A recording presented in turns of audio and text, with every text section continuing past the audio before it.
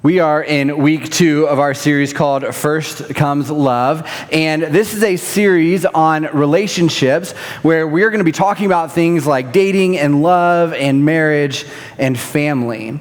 And the title of this series is based off the nursery rhyme, the one that goes like this: Michael and Ray sitting in a tree, Kissing. First comes love, then comes marriage, and then comes a baby in a baby carriage. And for most of us, we probably learned that song when we were in kindergarten on the playground. Maybe we were teasing someone, maybe we were being teased. But in that simple song, we actually see the natural progression that God designed for the most important relationships. Now, I know that everyone is different. Some of you decided that you're never going to get married, or maybe you've been married and divorced, and so you've made the decision, I never want to get married again, and that's fine. Some of you, even though you are married, you've decided, I don't want to have kids, and that's fine. You are not less complete as a person, and God doesn't see you differently for making those decisions. But in general, for those of us who are married or who have been married or one day hope to be married, I think we'd all agree that this is a pretty good order of events. Right? Kissing is the first step. It's attraction and dating. My wife Ray and I started dating our freshman year of college, and while our first kiss wasn't in a tree, it was in my 1994 rusted out Dodge Ram. Super romantic. We were parked in a parking lot because I went to a Christian school, and boys and girls had different dorms, so we were hiding and kissing. After that, after attraction and dating, comes love. It's I'm done dating because I've found someone that I want to spend the rest of my life with. Then comes marriage, right, and commitment. It's the promise. It's the two becoming one. And then you get to make babies, which is the best part of all of this. But how many of us have gotten that progression out of order and it's burned us? Here's what I mean by that. Maybe your story sounds more like this. You and her sitting in a tree, Kissing. First comes sex. Then comes a lot more sex, and then comes a baby in a baby carriage. Then comes a shotgun wedding and a loveless marriage that you feel stuck in. And how many of you have been there? Maybe your story looks more like this. You and him sitting in a tree, Kissing. Then comes those warm and fuzzy feelings in your gut that you confuse for love, and it tricks you into jumping into marriage. But then you realize that you have nothing in common, and without those warm and fuzzies, you have nothing to hang on to. So then comes divorce. Then comes heartache and heartbreak and a long period of recovery. And then eventually, hopefully years down the road, you meet someone new, and finally, first comes love, and then comes marriage, and then comes a baby in a baby carriage. And how many of you have been there? For those of you who feel like you're in this perpetual dating phase, maybe your story sounds more like this. It's you and her sitting in a tree, Kissing. First comes finding out that you actually have nothing in common, and then comes realizing that she thinks you're boring, right? So then comes jumping out of the tree and getting back on the dating app so you can find another tree with another woman, hopefully really far away from the first tree and the first woman. It doesn't rhyme as well, but it makes sense. And so my question is, what if the old nursery rhyme got it right? Because that's a pretty good order of events for anyone who's looking to settle down for the long haul and start a family. There's attraction and dating, and then love, and then marriage, and then starting a family, either biologically or through adoption. And so in this series, we're going to look at each one of those phases through the lens of what does Jesus have to say about this? And we're going to ask ourselves, if we trusted what Jesus had to say about dating and love and marriage and parenting, would that make my life better or not? Now, I do want to address a couple elephants in the room because I know that some of you are already thinking this series isn't for me. Right? Some of you are probably thinking, I have a perfect marriage and I'm a perfect parent, so I don't need to hear any of this. Okay, sure, I believe you. I don't believe them. On May 15th, my wife Ray and I celebrated our 15th wedding anniversary. And by celebrated, I mean that we went to work, and then after work, Ray had an eye appointment, and I had a meeting with our financial planner. And then after that, our oldest daughter had a dance rehearsal, so we ordered takeout and ate it together at 9 p.m. in the dark because Ray's pupils were still dilated.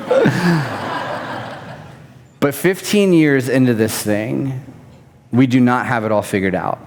And yes, our marriage is better than it's ever been, but we are both aware that we still have room to grow. Think about this with me. I am 38 years old, which means that if I live an average life, I have, God willing, 40 more years. 40 more years of marriage, 40 more years of parenting. And I'm not trying to diminish the 15 years that I've already have, but I have to understand that there's way more ahead of me than there is behind me. And so I want to turn over every rock I can if that means that Ray and I can have an even stronger marriage in the future. And I know that I'm not alone in that. Because the reality is that even the best marriages in this church and even the parents who are the best parents in this church know that there is still room to grow. But by chance, if you don't think that that is the case for you, to be honest, I don't know how to pastor or lead you. So either you need to come up here and preach and share everyone the wisdom that you have, or if you have the perfect marriage and you are the perfect parents, you probably need to find a better church and a better pastor, because I don't know how to help you with this. Now, maybe you aren't thinking that everything's perfect, but you are thinking, I've been married and divorced and I'll never get married again, so this isn't for me. Or I don't even want to get married or have kids, so this doesn't apply. Or you're a teenager and you think this is irrelevant. And I promise you that that's not true. And so I'm asking you, whether you are dating, engaged, married, divorced, single and looking, single and content, I'm asking you to lean in, because there will be truth throughout this series that applies to you. Now that leads to the next thing I need to say.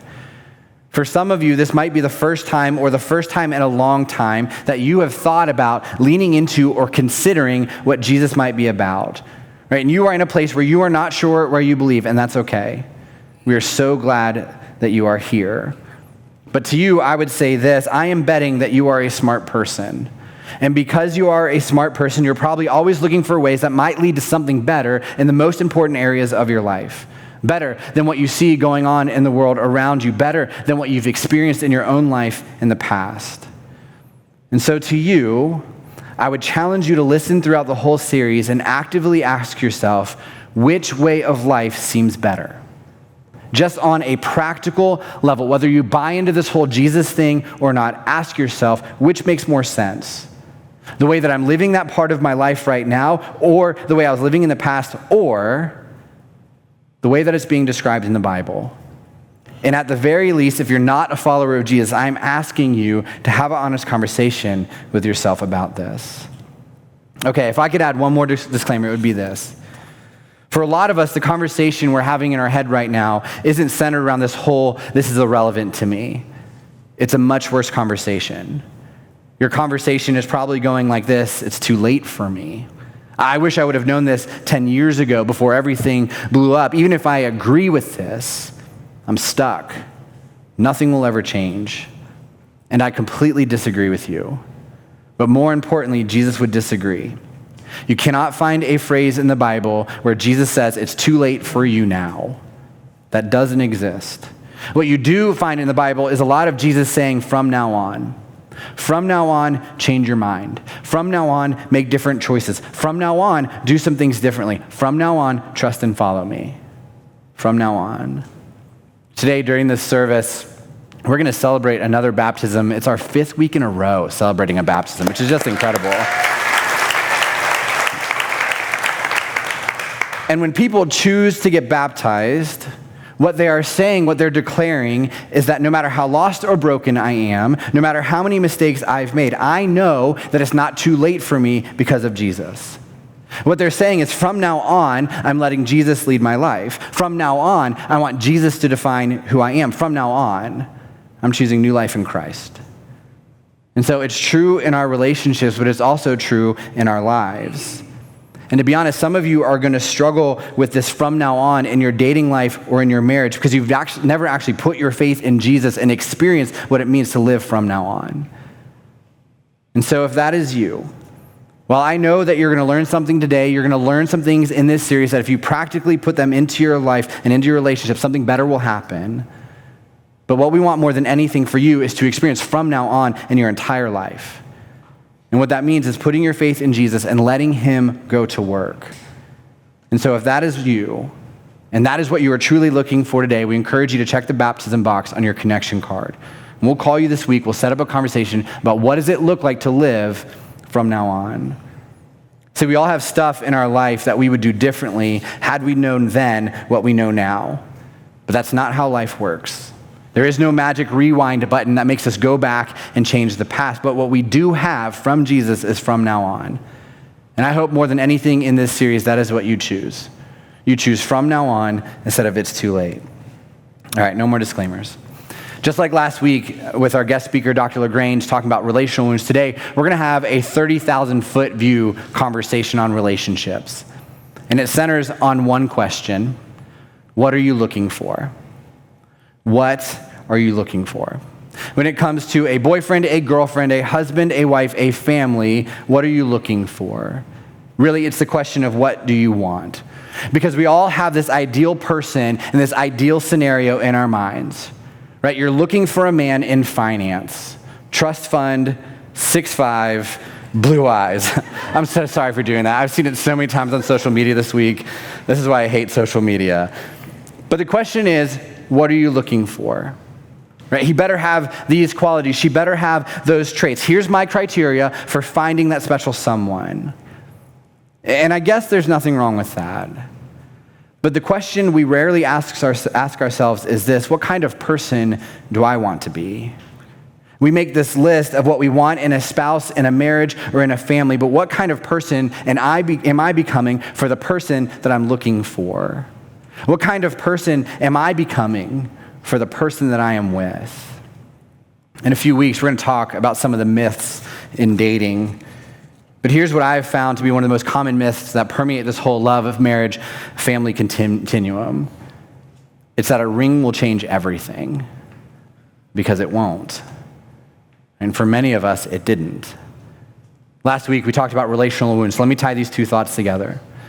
The wounds you have when you are single are the wounds that you are going to bring into your dating relationships. And the wounds that you have when you are dating are the wounds that you are going to bring into your marriage. And the wounds that you have in your marriage are the wounds that you will parent from. Just because you put a ring on it doesn't mean things magically get healthier for you or your spouse or in your relationship. Just because there's a white dress and you may now kiss the bride doesn't mean those wounds that you never dealt with will go away. And being really, really real with you all, it actually makes things harder, because you have made a commitment until death do us part. And I know that I don't have the same perspective that you do as you sit in the seats this morning, but what I know is there's a lot of married couples and a lot of divorced people in this church that are shaking their head right now going, that's exactly right. I also know there's a lot of dating and engaged couples who are panicking a little bit because you believe a ring will change everything, but it doesn't, and that's just not true. So instead of a list of all the things we want to find in a husband or a wife, instead of a list of all of our hopes and expectations for our relationships, instead of a list of what we want to see in another person, let's look in the mirror. Let's think about the question, what type of person do I want to be? Pastor Andy Stanley says it like this: become the person you're looking for is looking for. There's a little bit of a tongue twister. My friend Jonathan says it like this: become the list. And here's how I would say it, just even simpler than both those things. Become the best version of yourself. And guess what? If you do that, here's what will happen. If you are single, it will raise your standards, and you'll begin to look for somebody who is also trying to become the best version of themselves. Right, single people, wouldn't that be nice?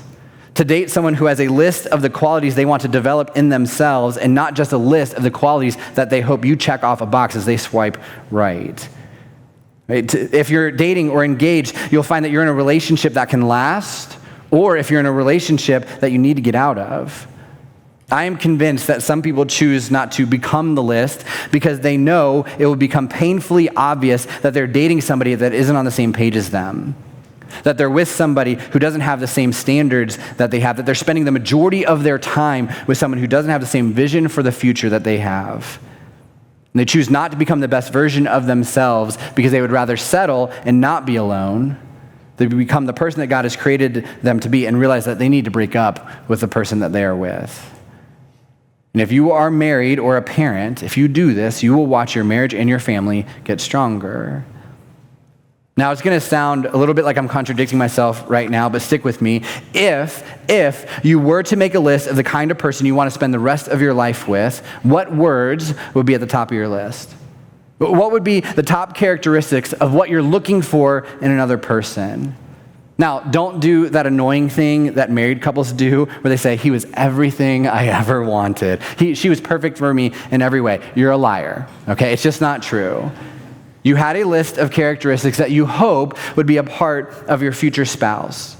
And my guess, married people, is that you found somebody that hit most of those characteristics, right? Some of those characteristics, but not all. So what were those? Right? And of course, at the top of the list, some of you who are super shallow immediately wrote, she better be hot, right? That he better be handsome or smart or rich or funny. But we all know if we're really pressed into a corner, while some of those words might be on our lists, they wouldn't be at the top. Because if they were at the top of our list, then that means we should all look to Hollywood for our marriage and relationship cues, which sadly we tend to do. We model our lives after actors who have a beautiful life on the screen, but who often off screen have a long line of train wrecks of marriage and family. But it looks so good on television, doesn't it? And listen, I'm not saying that looks and being financially stable aren't important. What I'm saying is this: even if they had those qualities, what are the most important attributes you would want in another person? And then the question that follows that is, are those the words that would describe us? And so here's what I'm going to do. I'm going to throw out 3 words this morning that I think should be on our lists. And then what we're going to do is we're going to look at how Jesus demonstrates these traits as a person, just as a human being, not in light of relationships, but as the right example of a person, right? Because the best example of the best kind of person who demonstrates the best kind of life is Jesus.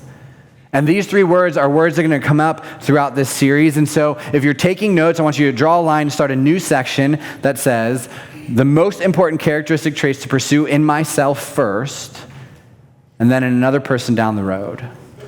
And here's the first word I want you to write down: submission. Now, I know that I lost a bunch of you in that moment. Specifically, some of you men are piecing out in your mind. But hang on with me, because I didn't say passive. I didn't say doormat. I said submission, and here's what I meant by that. Everyone submits to something, meaning everyone chooses whose rules they are going to play by and how they are going to run their life. The question is, who or what is the authority? And I would even say, who or what is the highest authority that a person looks to and submits to when answering the question of, how am I going to live my life? Now, it changes over time. When we were little kids, the answer was probably our parents. Our parents ran our life, and that's a good answer. But if you are in your 20s or 30s or 40s, and the answer is still, my parents run my life, that is a problem. Tons of marriages fall apart because one spouse's parents will still run the life of their child. Specifically, newlyweds struggle with this the most. And so some of you are parents of adult children, and you need to stop trying to run your kids' lives. And some of you are kids that need to set boundaries with your parents. How about this when talking about submission? Some of you might say, nobody runs my life. Nobody runs my life. I just go with the flow. I do whatever is cool, whatever is popular, whatever earns me the applause or the approval of the people around me. That's what drives my life. Now, just to be clear, that means something is driving your life. It doesn't mean nothing. It means the applause and approval of other people. And tons of relationships have fallen apart because people care more about being liked and wanted by other people other than their spouse. Or how about this one? Some of us say, I run my life. I am the ultimate authority. It's about what I want to do and when I want to do it. It's about my career and my hobbies and my plans. There is no one above me. Tell me, how does this work in a relationship? How does this work in a marriage? When one person believes that it's all about them and they get to decide the rules that you live by. Or maybe you're listening to me and you're saying the noble answer, I just follow my heart. Jeremiah 17:9 says, the human heart is the most deceitful of all things and desperately wicked. And my favorite question, who really even knows how bad it is? I think about the regrets that we have when we chose to follow our hearts and our hearts were way off. Because in the moment, our emotions, our feelings, our hormones, they turned off wisdom, and the passion of the moment ruled the day. And we went with our hearts, and as soon as it was over and sanity returned, we realized, oh no, I made a huge mistake. And so all I am saying in all this verse is saying, if being true to and going with whatever you feel like in the moment, if that runs your life, there is going to be trouble. So let's look. This is a statement about submission. See if this fits you. I want to become a person who courageously submits themselves to God's word and God's truth, even when it's painful, hard, inconvenient, or unpopular. This is what it looks like for Jesus. Jesus said in John 14:31, "But I will do what the Father requires of me." And Jesus goes on to say, "I don't do anything on my own unless it agrees with what God says is right and true, even up to and including laying down my own life." So what would your life look like if that was true about you? How would your life be different if that described you? What would your relationships look like if you followed Jesus' lead and submitted to God instead of your own feelings or other people or yourself? Here's another word that I think should be on all of our list. He or she better be faithful. Right? They better not cheat on me. They better stay true to their promise. Even the Bible gives an out on marriages where one of the parties has been unfaithful. And I'm not saying that infidelity can't be worked through and healed. There are tons of couples in this church who have been able to restore their marriage, and it is stronger now, even after one person or both people were unfaithful. But even God calls it out because it's just so difficult to recover after one spouse has had an emotional or a physical affair. And some people are so heartbroken about it by infidelity that they just can't heal. They can't figure out how to restore. And this is probably going to make some of you mad. I don't really care. But if you lie as a single person, you will lie as a married person. If you cheat while you are dating, you will cheat when you get married. Because at some point, life is going to get hard, and romance is going to get dry, and your relationship is going to feel plateaued. And the question is, are you willing to put aside your own wants and desires for the more important needs of your husband or your wife? Will you be faithful, or will you end up choosing yourself? And faithfulness isn't just about sex. It's also about honoring your spouse by having the vulnerable conversations that you need to have so you can work through those hard moments. It's about doing the difficult work of actually dealing with your relational wounds so your marriage doesn't become stagnant. It's about honoring your spouse even when there is tension and friction in your relationship. So if you are looking for that kind of person, we have to be honest, are we that kind of person? And if we are not, what needs to change? Here's a statement for being faithful. Does this describe who we are? I want to become a person who is willing to sacrifice my own wants and desires to provide for and protect, which is the biblical definition of love, by the way, to provide and protect the more important needs of others, especially my spouse and my family. Jesus said in John 10, "I sacrifice my life so I may take it back again." And he's talking about his death, burial, and resurrection, but he continues to say, "No one can take my life from me. I sacrifice it voluntarily." This is what Jesus does. He says, "I lay down my life, not for no reason. I do it because that's what needs to happen." And again, even on a hypothetical basis, doesn't that describe what you want in another person? So are you willing to do whatever it takes to become that kind of person to the most important person in your life? Here's one more word. I'm looking for a person that is honest. I once heard a pastor explain honesty like this. He said, "A person of honest character is constantly taking assessment of their life so they can actively take responsibility for what God has entrusted to him or her." And so honesty is more than they better not lie to me. They better not hide stuff from me. It's that they are always assessing their lives. And when they see things, when they look in the mirror that don't look right, they don't blame other people, they don't hide it, they don't deny it, they don't minimize it, and they certainly don't lie about it. Honest people take responsibility for what's wrong. Instead of blaming other people for their shortcomings or their mistakes, instead of playing the victim card, instead of living in a lie and hoping they don't get caught, they take responsibility. And so you want a person who is honest. But are you the kind of person who takes responsibility for your faults and mistakes, or is your first response to blame other people? When you mess up, when someone you love points something out to you that might be negative or lacking in your life, do you play the victim? I can't help it. It's not my fault. It was just the way that I was raised. When the truth is you made a choice and you need to take responsibility for it. And here's kind of a filter for all this. As you're listening to me, are you having an imaginary conversation with me where you're saying, Michael, everything you're saying applies to most people, but my circumstance is different, so I get a pass? Or are you sitting there and you're thinking, I really, really, really hope that my boyfriend or my girlfriend or my fiance or my future girlfriend or boyfriend or my spouse is listening right now? See, I don't know how you would answer those questions, but do you want to be married to a person whose first response when challenged is to blame you for everything or to blame other people? If the answer is no, then maybe you should do an assessment to see what's going on inside of you right now. Now, here's the last statement. This one's for honest. I want to become a person who regularly makes a brutally honest assessment of my life so that I can actively take responsibility of what God has entrusted to me, of my family, of my wife, of my husband, whatever it may be. And are you willing to do that? Again, this is what it looks like for Jesus. John 10, verse 11, he says, I am the good shepherd. The good shepherd sacrifices his life for the sheep. And then Jesus goes on to say, I am the good shepherd. I know my own sheep, and they know me. And a good shepherd understands that their responsibility is to care for their sheep. It's to protect their sheep. It's to lead their sheep. So Jesus is saying, I take full responsibility for what God has entrusted to me, even if that means death. Even if that means sacrificing my life. And he says, I live in such a way that I know my sheep and they know me and they trust me. Now, doesn't that sound appealing? Being married to a person who says, I would lay down my life for you because God has entrusted me to care for you. Over the past 7 years, I've sat down with dozens of couples at Collective.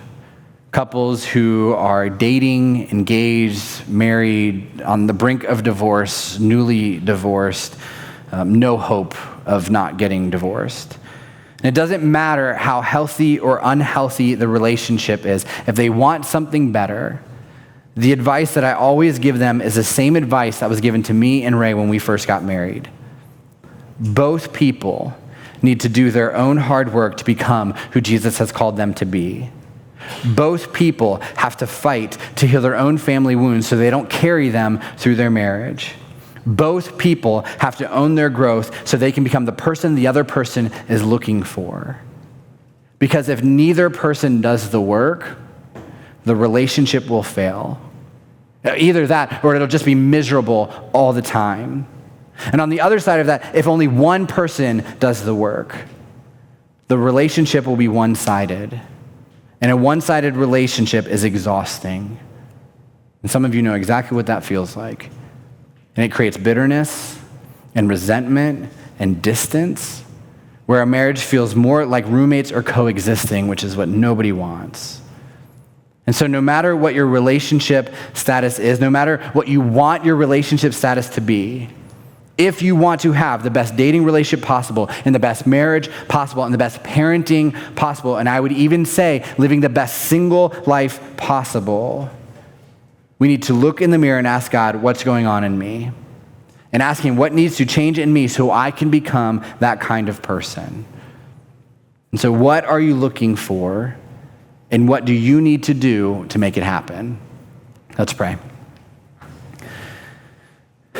God, it is so much easier just in life, but it's so much easier when we are in a relationship, whether dating or engaged or married.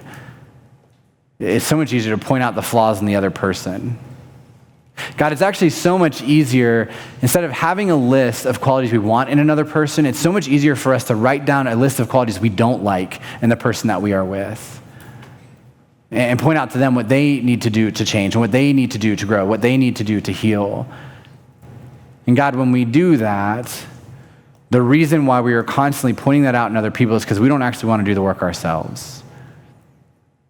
And so God, I pray as we go through this series, as we wrestle with this idea of becoming the best version of ourselves, God, I pray that what we do is we create the list of the type of qualities we want to have as a husband, as a spouse, as a parent, as a friend, as a fiance, as a boyfriend or a girlfriend. God, I pray we do the hard work to become those people. God, I pray that the person we're with also does that hard work so we can experience the fullness of these relationships that you have for us. Instead of blaming other people, instead of focusing on all the things somebody else does wrong, God. And God, I pray that we can become the type of people that the people we are with are longing for and looking for. And more importantly, God, that our marriage and our relationships could reflect you. God, as we wrestle with this and we begin to do work, God, I know there are going to be times where we struggle. God, where we struggle with the mistakes we've made or the things we've done in the past or ways that we've fallen short. And so as we try to become the best versions of ourselves, God, I pray that we always hold true to the from now on. God, we can't go back and change the past. There's nothing we can do about that. But God, we can do the work right now so that from now on, we have the best relationships possible. God, that we have a marriage centered on you. We have a dating relationship rooted in Scripture. We parent based on the wisdom that we read in the Bible. And so God, help us be those people.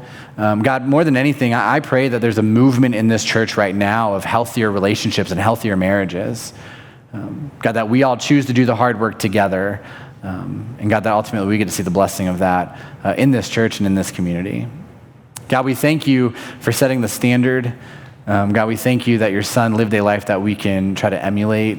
God, give us the grace when we fall and the courage to stand up and keep moving forward. God, we thank you and love you and pray these things in your name. Amen.